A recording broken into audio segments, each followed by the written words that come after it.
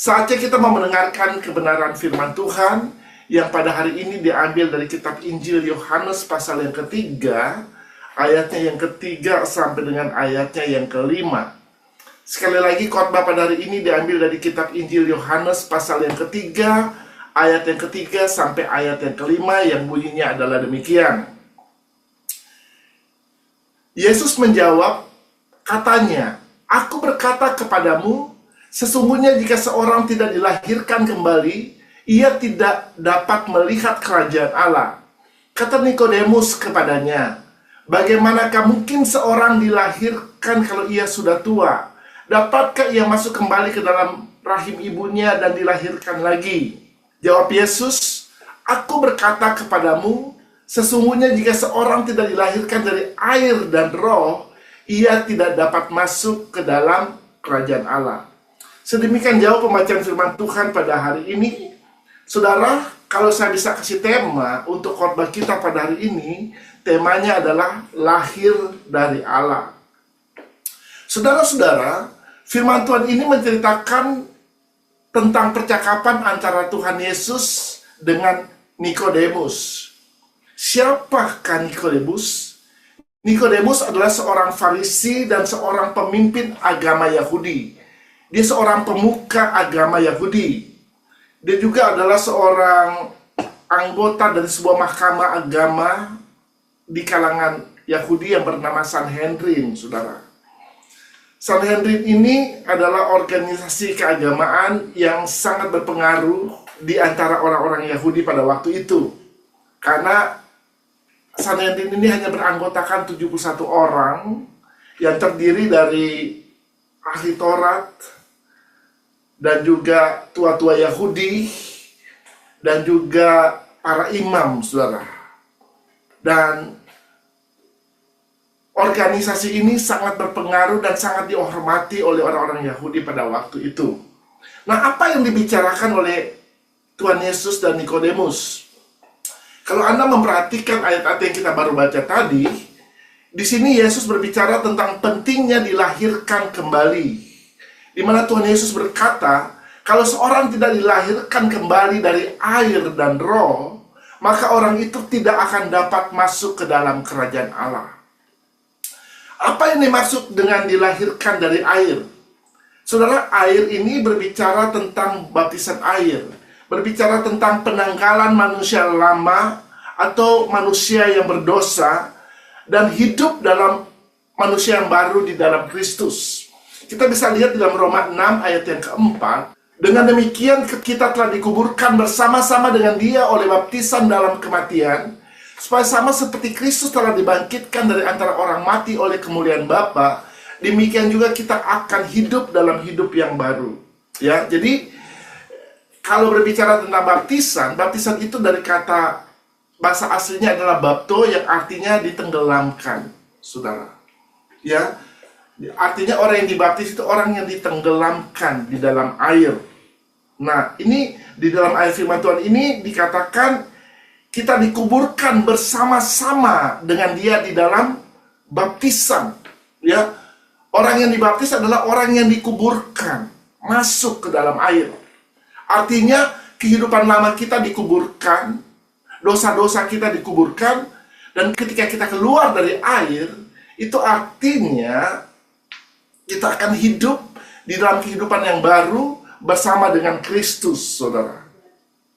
Sedangkan lahir dari Allah, itu artinya hidup kita dipenuhi oleh Roh Kudus, dikuasai dan dikendalikan serta dipimpin oleh Roh Kudus. Orang yang membiarkan hidupnya dipenuhi oleh Roh Kudus dan dipimpin oleh Roh Kudus adalah orang-orang yang memutuskan dan memilih untuk hidup di dalam kebenaran.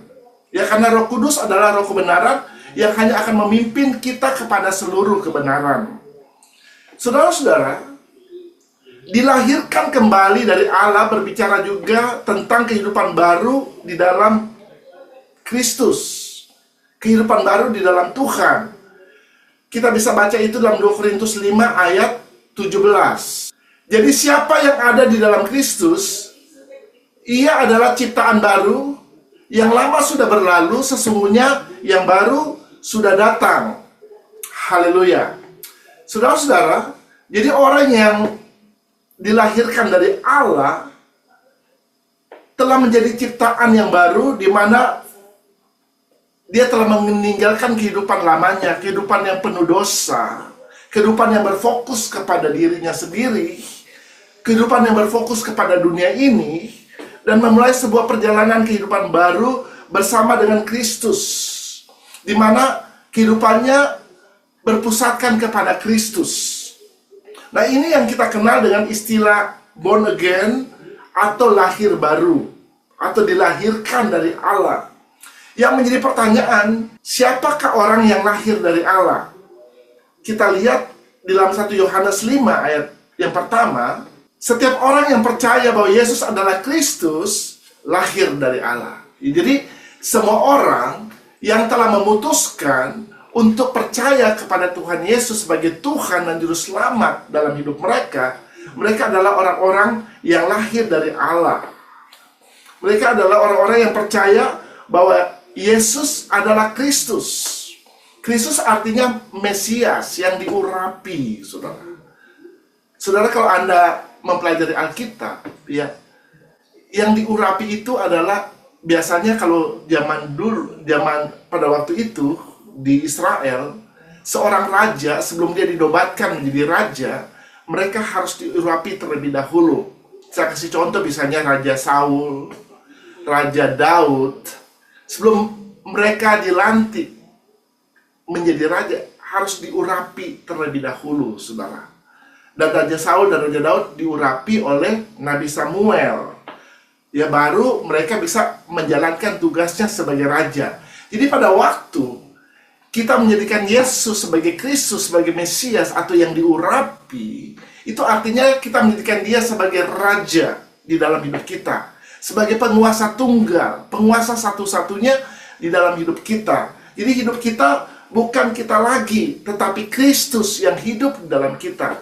Kehidupan kita tidak lagi berfokuskan kepada diri kita sendiri, tetapi kehidupan kita sesudah kita menerima kelahiran baru adalah kehidupan yang berfokus kepada Kristus. Dia adalah penguasa satu-satunya dalam hidup kita. Kita membiarkan hidup kita dipimpin oleh Kristus, dipimpin oleh Roh Kudus, saudara. Nah, banyak orang Kristen yang seperti Nikodemus, tidak mengetahui tentang kelahiran baru. Banyak orang Kristen yang sudah melayani Tuhan, tetapi tidak mengerti apa artinya dilahirkan kembali atau lahir baru. Nah, kita akan melihat bagaimana kehidupan dari setiap orang yang lahir dari Allah. Coba kita lihat dalam 1 Yohanes 3 ayat yang ke-9. Setiap orang yang lahir dari Allah tidak berbuat dosa lagi, sebab benih ilahi tetap ada di dalam dia, dan ia tidak dapat berbuat dosa karena ia lahir dari Allah. Haleluya.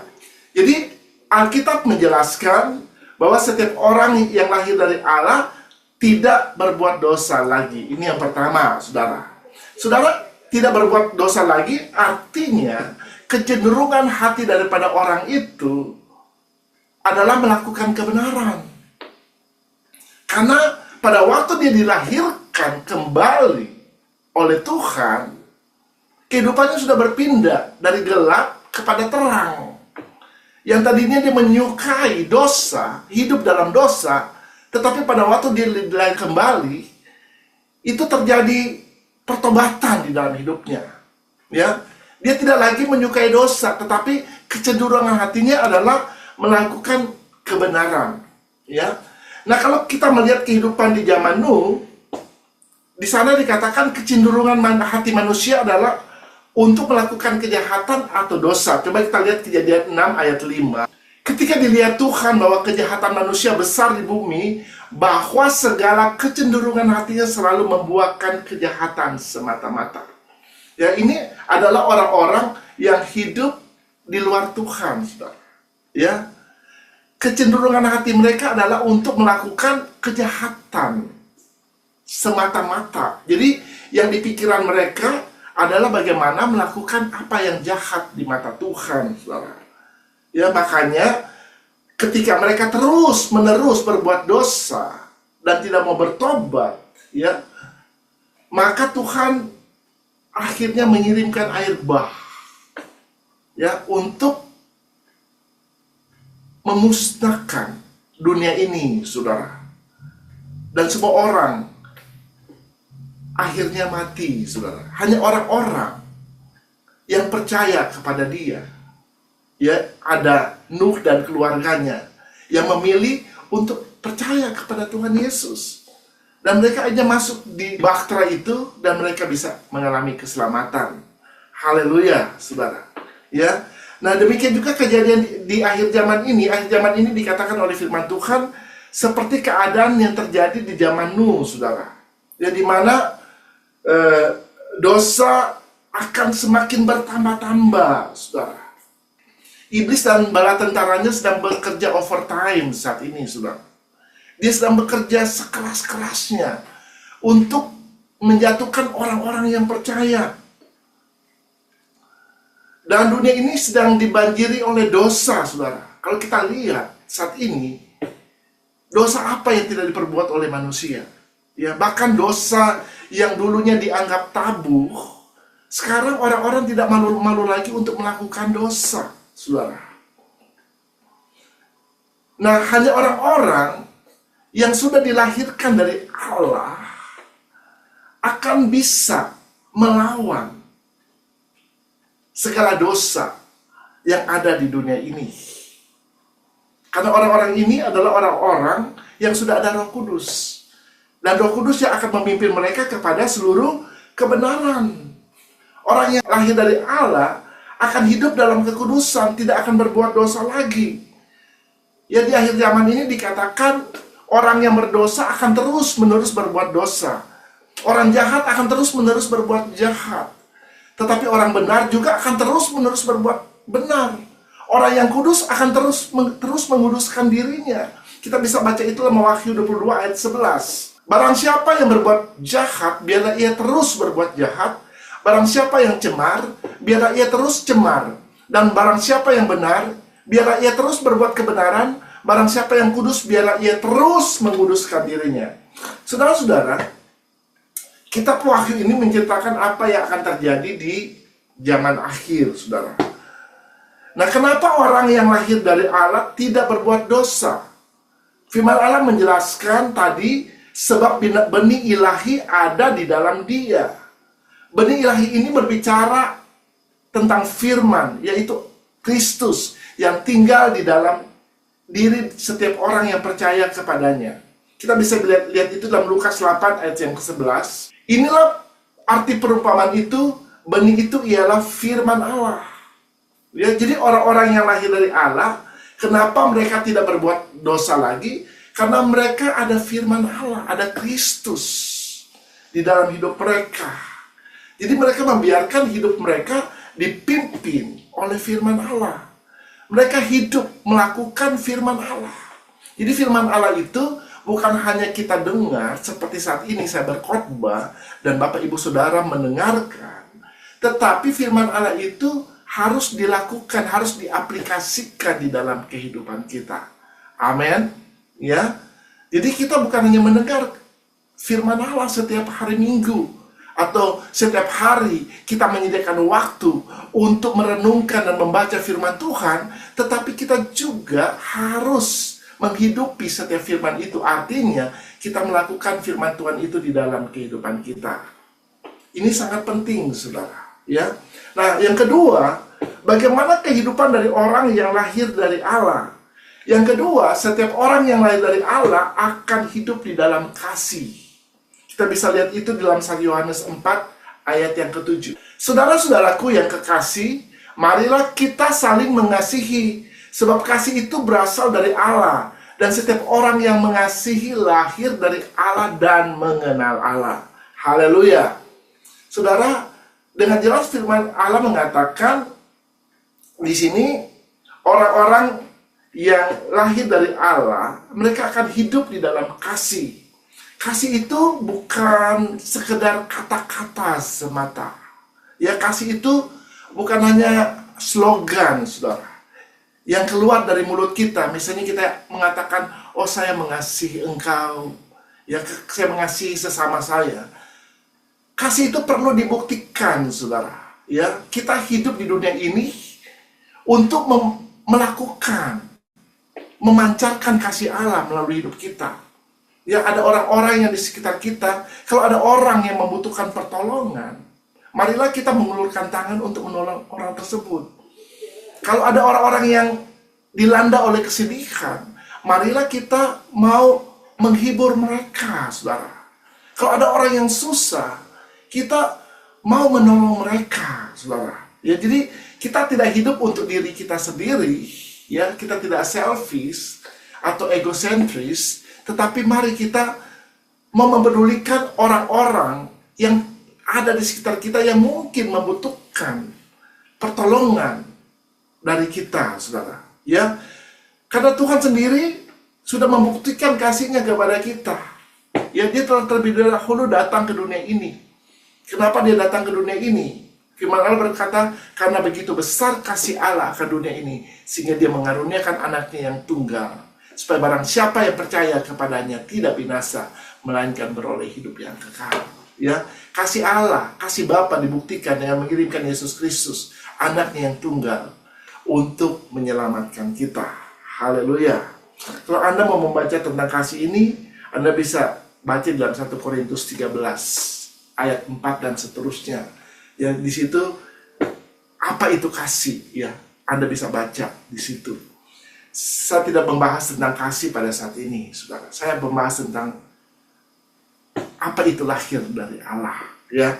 Nah, selanjutnya, yang ketiga, bagaimana orang-orang yang lahir dari Allah. Yang ketiga adalah, kita bisa baca dalam 1 Yohanes 5 ayat yang keempat. Sebab semua yang lahir dari Allah mengalahkan dunia. Dan inilah kemenangan yang mengalahkan dunia, iman kita. Ya, jadi orang-orang yang lahir dari Allah, firman Allah menjamin bahwa kita akan mengalahkan dunia. Ya, dikatakan semua orang yang lahir dari Allah mengalahkan dunia, saudara. Artinya setiap orang yang sudah dilahirkan dari Allah adalah seorang pemenang. Amin. Saudara dan saya adalah pemenang. Siapa yang pemenang? Amin, saudara. Ya, saya percaya kita ditetapkan untuk menjadi pemenang, bukan menjadi pecundang di dunia ini, saudara. Karena kita diperlengkapi dengan kuasa Allah.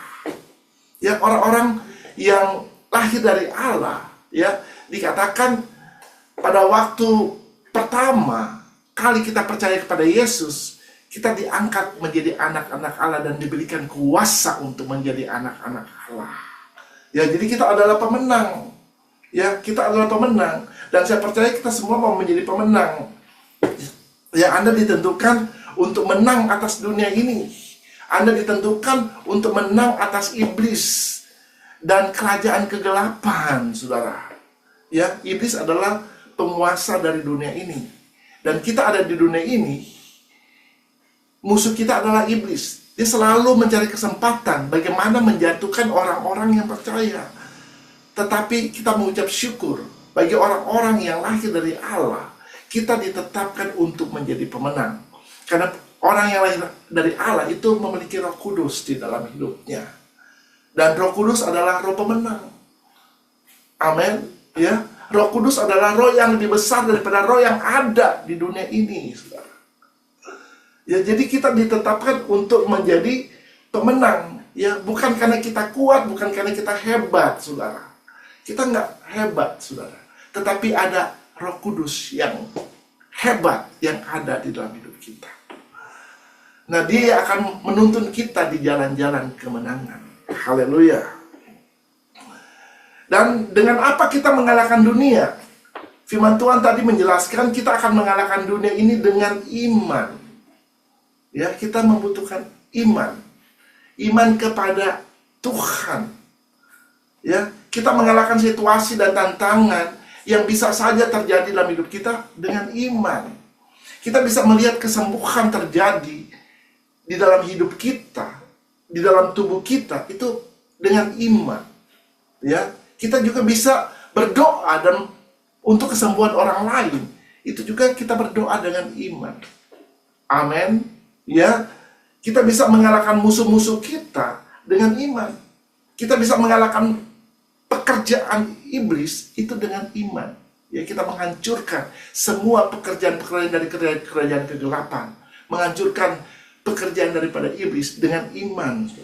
Ya, jadi orang benar itu harus hidup oleh iman, berjalan dengan iman, ya, melakukan segala sesuatu dengan iman dan menjangkau janji-janji Allah dengan iman.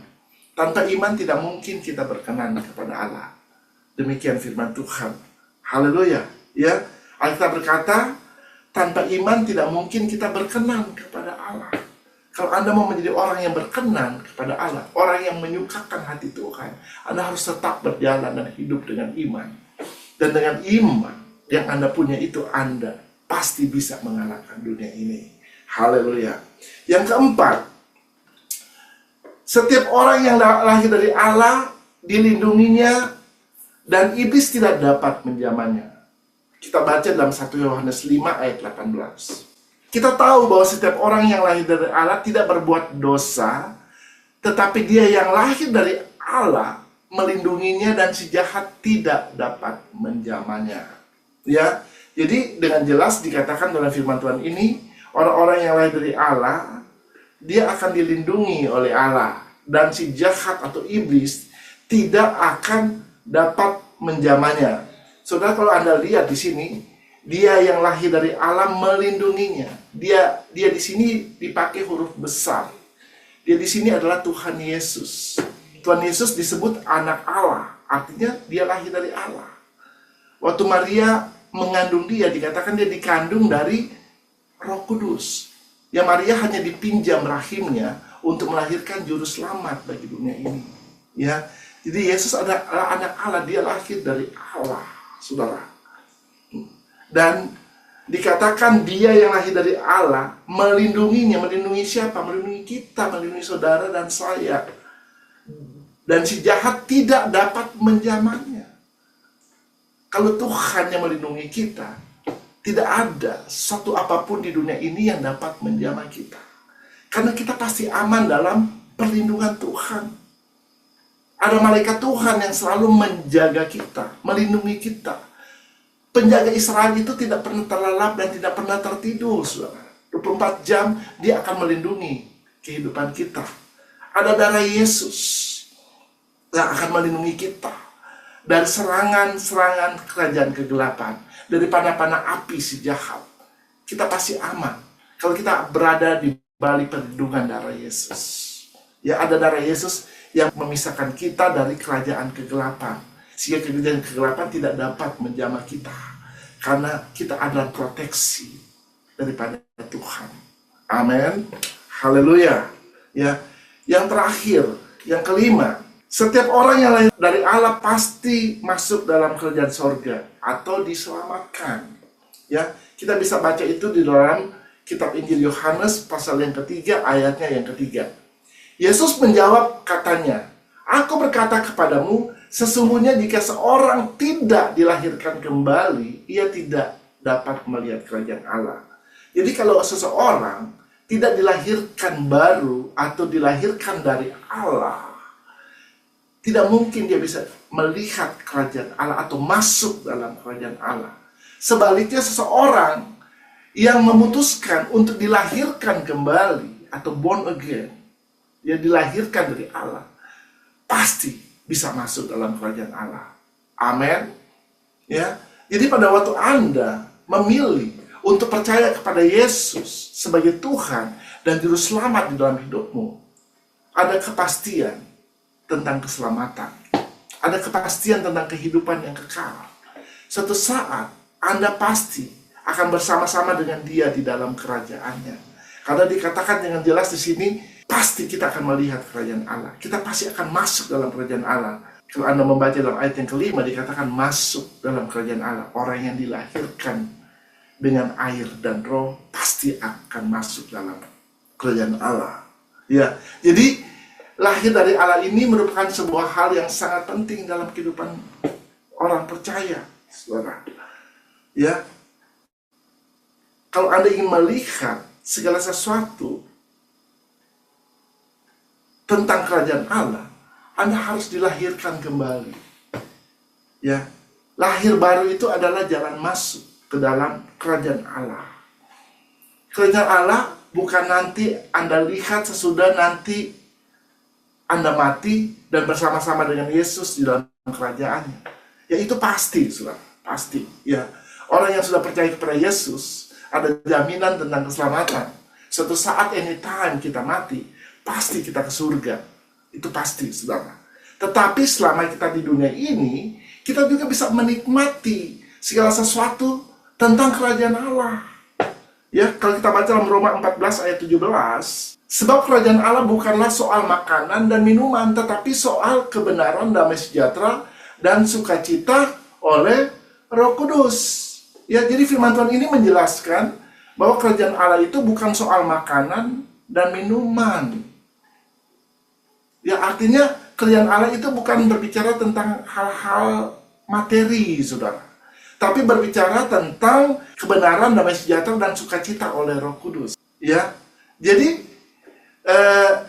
orang benar, ya orang-orang yang lahir dari Allah, mereka pasti akan hidup di dalam kebenaran, akan hidup di dalam firman Allah, akan membiarkan hidupnya dipimpin oleh Roh Kudus. Ya, hidup yang dipimpin oleh Roh Kudus adalah hidup di dalam kebenaran-kebenaran firman Allah. Ya, dan mereka juga akan bisa merasakan apa yang namanya sukacita dan damai sejahtera. Saya percaya, ya, semua orang pasti ingin mendapatkan sukacita selama kita ada di dunia ini. Amin. Ya, kita maunya bersukacita, ya, dan Tuhan mau supaya kita juga bersukacita selama kita ada di dunia ini. Dia memberikan sukacita itu di dalam hidup kita. Sukacita oleh Roh Kudus. Dikatakan dalam firman Tuhan, sukacita yang berbeda dengan sukacita yang dari dunia ini. Sukacita yang dari Roh Kudus adalah sukacita yang tidak dipengaruhi oleh situasi dan keadaan yang terjadi di dalam hidupmu. Ya, apapun situasi yang kau alami, Anda akan bisa bersukacita karena kau tahu ada Tuhan Yesus di dalam hidupmu. Ya, ada Tuhan Yesus yang akan menolong hidupmu. Ada Tuhan Yesus yang memberkati hidupmu. Maka engkau bisa bersukacita, saudara. Ya, dan ada damai sejahtera. Nah, itu bisa kita nikmati selama kita ada di dunia ini. Bukan nanti kita udah di surga baru kita mendapatkan damai sejahtera. Ya, pada waktu Anda ada di dunia ini, Anda akan hidup di dalam damai sejahtera daripada Tuhan. Amin. Ya, banyak orang kan nggak punya damai sejahtera. Tinggal di dunia tetapi nggak memiliki damai sejahtera. Nah, damai sejahtera ini sangat penting. Ya. Dan pada waktu Anda dilahirkan dari Allah, itu artinya ada pengharapan di dalam hidupmu. Kalau ada pengharapan dalam hidupmu, apapun yang terjadi dalam hidupmu ada pengharapan, maka engkau akan ada damai. Orang yang tidak mempunyai damai adalah orang yang hidup tanpa pengharapan. Ya, tapi kalau Anda mempunyai pengharapan, memiliki pengharapan di dalam Tuhan, dan engkau tahu bahwa pengharapan dalam Tuhan dikatakan tidak akan pernah mengecewakan, maka engkau akan damai. Amin. Pada waktu ada situasi, tantangan terjadi dalam hidupmu, engkau tahu pasti ada jalan keluar. Damai nggak? Damai. Orang yang nggak akan damai, kalau ada situasi, tantangan, dia tahu bahwa, oh, udah nggak ada jalan keluar lagi. Ya, misalnya diserang oleh sakit penyakit. Ya, oh, dokter mengatakan, umurmu tinggal sekian bulan lagi atau sekian tahun lagi. Waktu dokter mengatakan hal itu, seakan-akan itu adalah vonis kematian buat hidup kita. Tetapi orang percaya, kita tahu kita memiliki Tuhan. Ya, perkataan manusia itu bukan segala-galanya buat hidup kita.